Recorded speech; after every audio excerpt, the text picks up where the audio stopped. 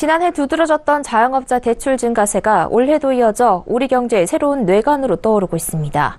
정부의 부동산 대출 규제 이후 은행권이 자영업자 대출을 급격히 늘린 탓입니다. 앵커 리포트입니다. 은행권의 자영업자 대출이 지난해 크게 늘어난 데 이어 올해도 증가세가 계속되고 있습니다. 금융감독원에 따르면 지난해 KB국민과 신한, KB하나, 우리은행 등 4대 시중은행의 자영업자 대출 잔액은 약 289조 원으로 1년 전보다 28조 원가량 증가했습니다. 올 들어서도 증가하는 추세입니다. 이들 은행의 자영업자 대출 증가 규모는 지난해 11월 2조 2,760억 원에서 12월 8,950억 원으로 감소했다가 올 1월 1조 260억 원 다시 늘어났습니다.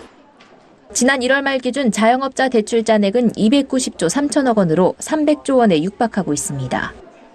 이처럼 은행권이 계속해서 자영업자 대출 규모를 늘리는 건 자영업자 대출이 정부의 부동산 대출 규제 사각지대에 놓여있기 때문입니다.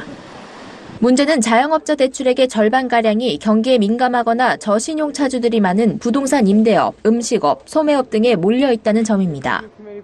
특히 최근 금리 인상기에 접어들면서 대출 이자 부담이 커지고 있습니다.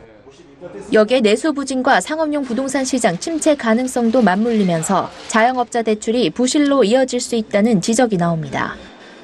한국은행에 따르면 대출 가산금리가 1%포인트 오르면 대출을 받은 자영업자의 부도 확률이 비자영업자보다 3, 4배가량 커지는 것으로 조사됐습니다.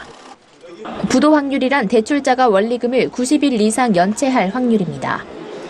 금융당국도 리스크 관리 차원에서 다음 달 개인사업자 대출 여신심사 가이드라인을 시행할 계획입니다. 부동산 임대업 대출의 이자 상환 비율 심사 방안 등이 담길 것으로 보입니다.